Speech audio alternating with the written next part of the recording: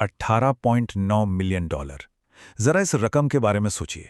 ये कोई छोटी मोटी चिल्लर नहीं है, बल्कि एक रिकॉर्ड तोड़ नकद राशि है। कल्पना कीजिए कि इतना सारा पैसा रातों रात बिना किसी शोर शराबे के एकदम से गायब हो जाए। ये सिर्फ एक आंकड़ा नहीं है दोस्तों, ये 1997 की उस मशहूर डनबर आर्मर्ड डकैती का वो चौंकाने वाला सच है जिसने पूरे अमेरिका को सच में हिलाकर रख दिया था। तो इस एक्सप्लेनर में आपका स्वागत है। आज हम सीधे स्रोत सामग्री के जरिए अमेरिकी इतिहास की उस समय की सबसे बड़ी नकद डकैती की गहराई में गोता लगाने वाले हैं।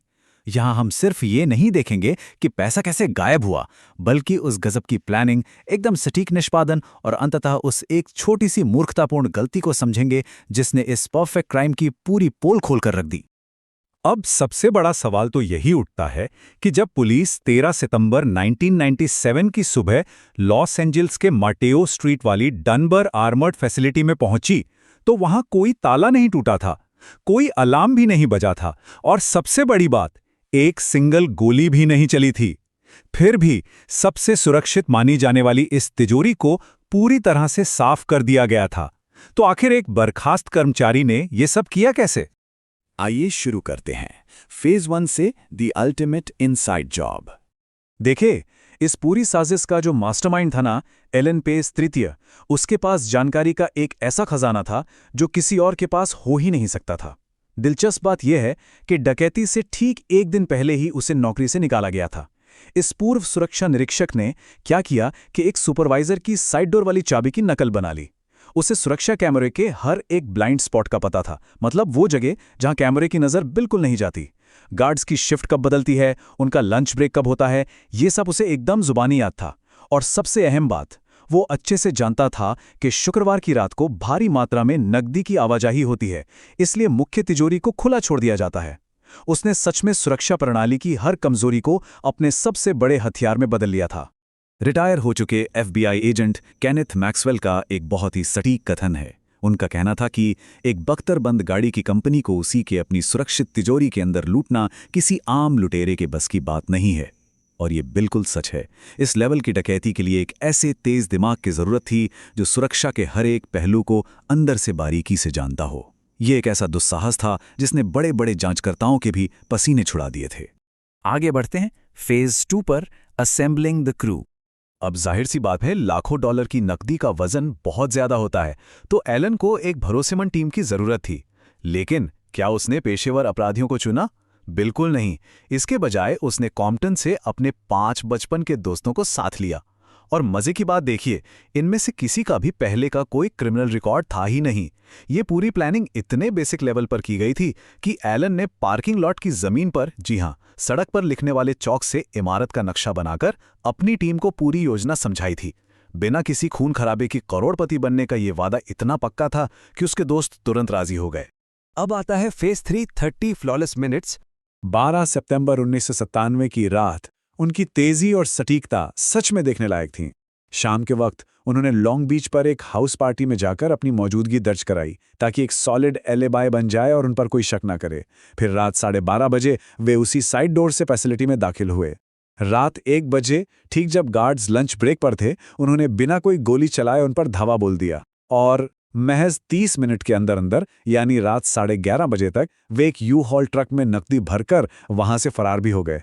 गजब की फुर्ती थी। इस पूरे ऑपरेशन की सबसे चौंकाने वाली बात उनका कंट्रोल था। उन्होंने गार्ड्स को डक्ट टेप और जिप टाई से बांध दिया, जिससे किसी को भी गंभीर चोट नहीं आई।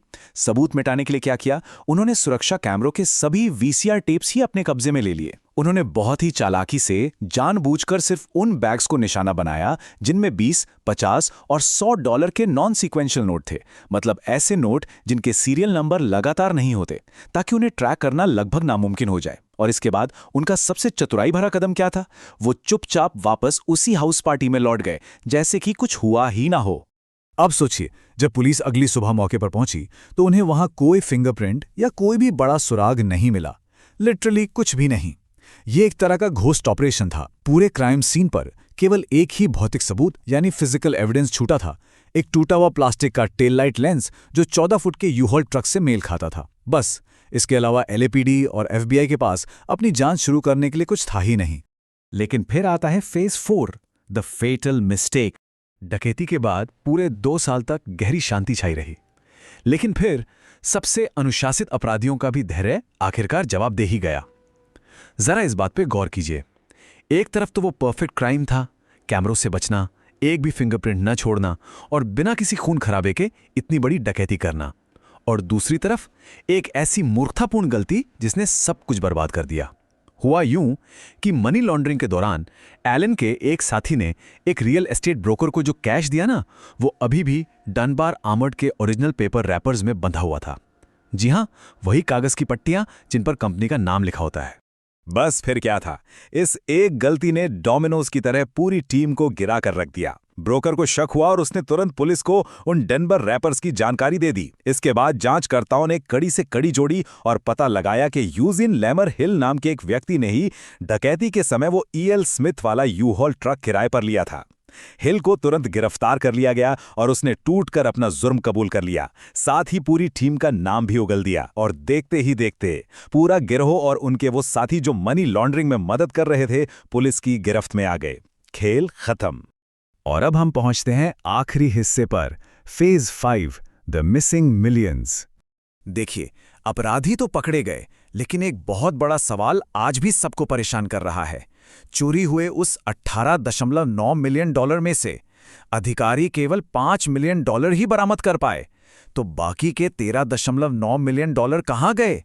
इतने बड़े पैमाने पर नकद राशि बस हवा में गायब हो गई। कुछ लोगों का मानना है कि इसे जुए में उड़ा दिया गया या फिर कहीं जला दिया गया, लेकिन असली सच्चाई तो यही है कि इसका एक बहुत बड़ा हिस्सा आज तक लापता है।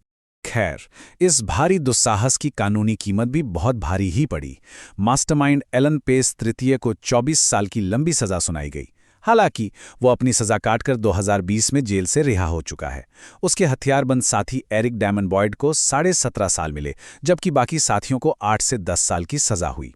यहां तक कि मनी लॉन्ड्रिंग में मदद करने वालों को भी 2.5 साल की सजा भुगतनी पड़ी।